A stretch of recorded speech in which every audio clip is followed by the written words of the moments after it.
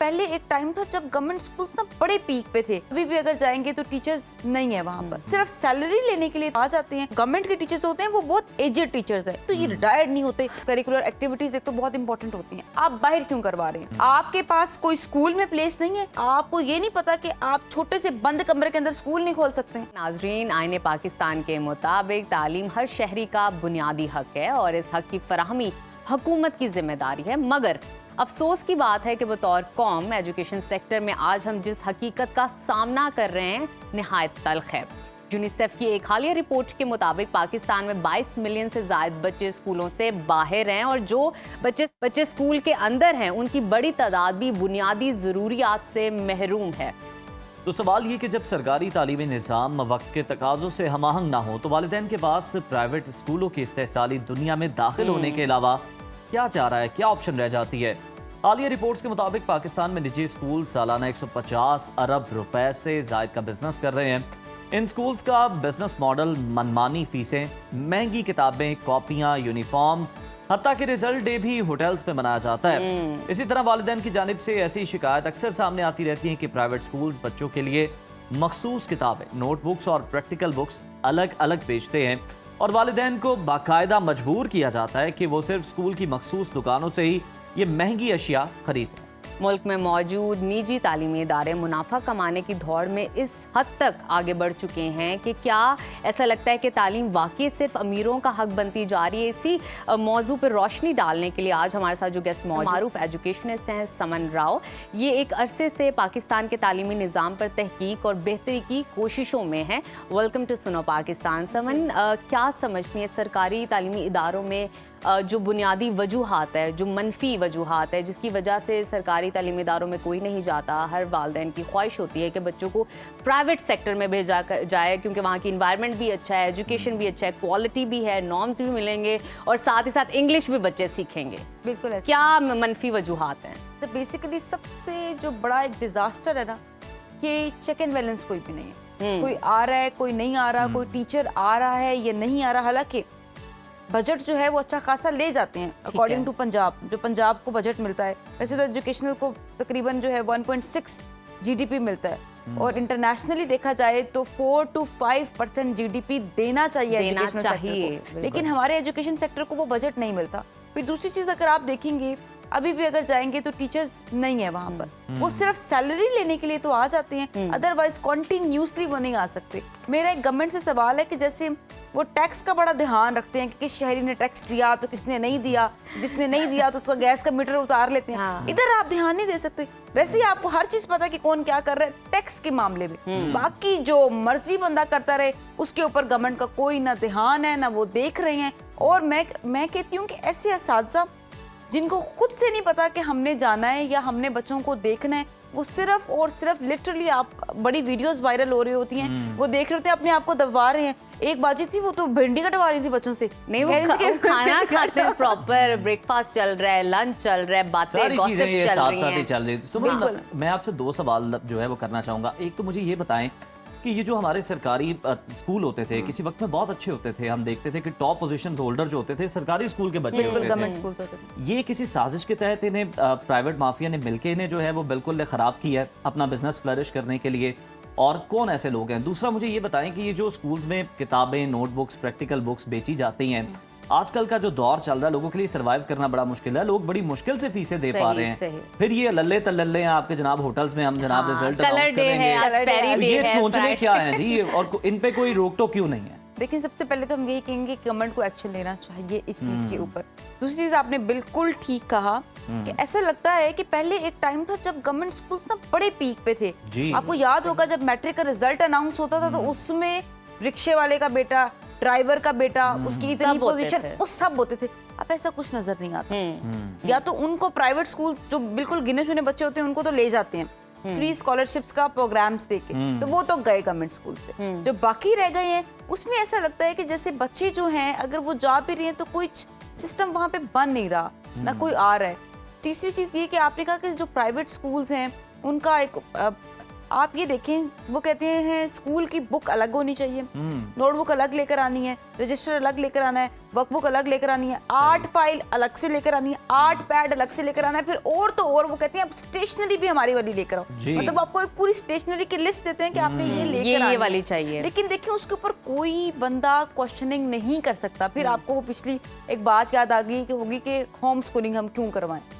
हम home schooling फिर इसलिए करवाएं कि जब आपने 50-55 हजार रुपया अच्छा, सिर्फ मजे इन्हीं की चीजों बात पे है, लगा ये देना। सब चीजें वो अपनी बेचना चाहते हैं, यूनिफॉर्म, स्टेशनरी, बिजनेस है ना उनका। लेकिन जब गवर्नमेंट कहती है कि जनाब आप ट्रांसपोर्ट भी जो है वो अपनी जो है वो दें बच्चों को, ताकि बड़ी सहूलत हो जाए, सारे बच्चे एक साथ आएं और जाएं, आसानी हो जाएगी लोगों के लिए बहुत ज्यादा, उस साइड पे नहीं आता। नहीं देखिए, बेसिकली उन चीजों के ऊपर नहीं आते जहां पर उनको लगता है कि थोड़ा सा हमारा लॉस पैटर्न जा सकता है। पेरेंट्स को फायदा क्यों हो, पेरेंट्स को फायदा क्यों, उधर जरूर जाते हैं कि आप हमारे नाम की जो नोटबुक है आप वो लें। अच्छा, और डायरी भी कहते हैं हमारे नाम की जो। बिल्कुल समन, ये तो एक तरफा हमने स्टोरी पे बात की। दूसरी तरफ जब हम टीचर से बात करते हैं, उनके हमने कुछ ओपिनियंस लिए कि आप क्यों नहीं सरकारी स्कूल में जाके पढ़ाते हैं, आपकी इन्फॉर्मेशन अच्छा है, नॉलेज अच्छा है, डिग्री अच्छा है, किसी चीज़ की कमी नहीं।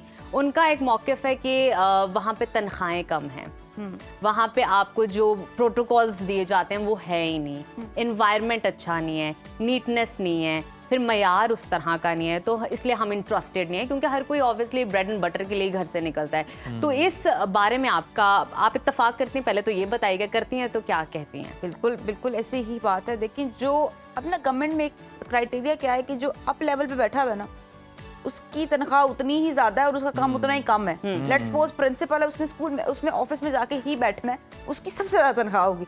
और वो जो बेचारे टीचर जिसने लगे रहना है सुबह 8 बजे से लेके, वो बड़ी फनी मीम बनी हुई थी, कहते हैं 8 बजे से लेके टीचर्स 2 बजे तक जाती हैं, 10,000 रुपया कमाती हैं, 10,000 के तो तुम्हारे जो है वो कपड़े जूते और 2 बजे घर जाने के बाद भी होमवर्क लेकर जाते हैं, जो घर जाके आपने होमवर्क बनाना है बच्चों का। बेसिकली कोई स्ट्रैटेजी, कोई क्राइटेरिया नहीं बनाया जाता टीचर्स के लिए भी। लेकिन टीचर्स भी जो हैं वो, और आपने देखा है कि जो गवर्नमेंट के टीचर्स होते हैं वो बहुत एजेड टीचर्स हैं। एक तो ये रिटायर्ड नहीं होते, अल्लाह का वास्ता इनको रिटायर्ड करें, यकीन करें वो मर खप रहे हैं, उनको समझ नहीं आ रही कि अब क्या पैटर्न खराब हो रही क्या आ रहा है। अच्छा, फिर रिटायर्ड भी नहीं हो रहे, और बड़ा मसला ये कि कोई रिफ्रेशर कोर्स अगर करवाया जाए तो उसका असर भी उन पे नहीं हो रहा होता। हाँ, वो तो बल्कि कहते हैं कि आप हमें नहीं सिखा सकते। हाँ, ये क्या है, ये तो हमें पहले ही आता है। ऐसी पढ़े ऐसा 10 साल हो गए हैं सानू पढ़ाने नू। मैं कहा जी तुहानू 10 साल हो गए हैं पढ़ाने नू, तो आप ये तो देखिए कि सिस्टम कितना चेंज हो चुका हुआ है।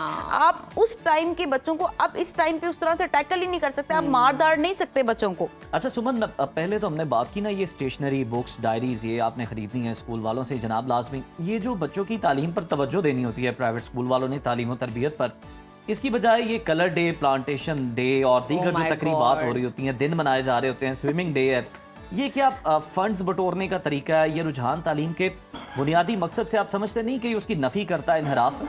देखिए हमने एक ना सर्वे किया 2024 का कि 2024 में बच्चे कितने दिन स्कूल गए हैं। यू विल बी शॉक्ड, मर खप के 7 महीने स्कूल गए, 7 वो भी खींच के हमने 7 महीने पूरे किए हैं। अदरवाइज वो सारे के सारे colour day, of day, sports day, Saturday Sunday off, उसके बाद ये अभी समर वेकेशन आने वाली है, समर पॉलिटिकल तातीलात बीच में आती हैं, बिल्कुल ऐसे ही है, एहतजाज की वजह से, वो अलग है, इलेक्शन की वजह से, बीमारी की वजह से, मलेरिया, डेंगू और इससे पहले कोविड का खतरा था, तो ये सारे पॉइंट्स भी अंदर। अगर हम देखें कि स्कूल्स, नो डाउट ये करिकुलर एक्टिविटीज एक तो बहुत इंपॉर्टेंट होती हैं, अगर तो इंपॉर्टेंट हैं तो आप बाहर क्यों करवा रहे हैं? आपके पास कोई स्कूल में प्लेस नहीं है, और अगर चलो नहीं है तो फिर आपको ये नहीं पता कि आप छोटे से बंद कमरे के अंदर स्कूल नहीं खोल सकते हैं। There should be a playground बच्चों के लिए। देखें बच्चों ने ना प्लेग्राउंड में बढ़ना होता है, मुझे लगता है वो स्कूल नहीं है जहाँ कोई प्लेग्राउंड नहीं है, जहाँ बच्चे की मेमोरी नहीं बनेगी कि मैं इधर खेलता था,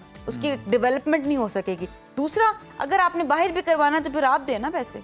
हाँ, फिर आप क्यों ले रहे हैं पेरेंट्स से? आज 1500 रुपया भेज दीजिएगा काइंडली, डायरी से लेके नीचे सिग्नेचर करें नोटिस कि आज 1500 रुपया भेज दीजिएगा, और बच्चे घर आके कह रहे होते हैं बैग उतारते साथ ही हमें दे दो पैसे, हमने जाना है, हमारा वो दोस्त जा रहा है, ये दोस्त जा रहा है, हमने ये करना क्या है, पता बच्चों को क्या। और फिर आगे से कहते हैं 2000 रुपए और एक्स्ट्रा देकर भेजना, कुछ खाना भी पड़ सकता है। बिल्कुल ठीक कह रही है। अच्छा समन, ऑन द सीरियस नोट, क्या हुकूमत को आप तजावीज़ पेश करेंगी, क्या इस्लाहात देना चाहेंगी कि स्कूल्स के एजुकेशन को किस तरह बेहतर बनाया जा सके, स्पेशली सरकारी स्कूलों को?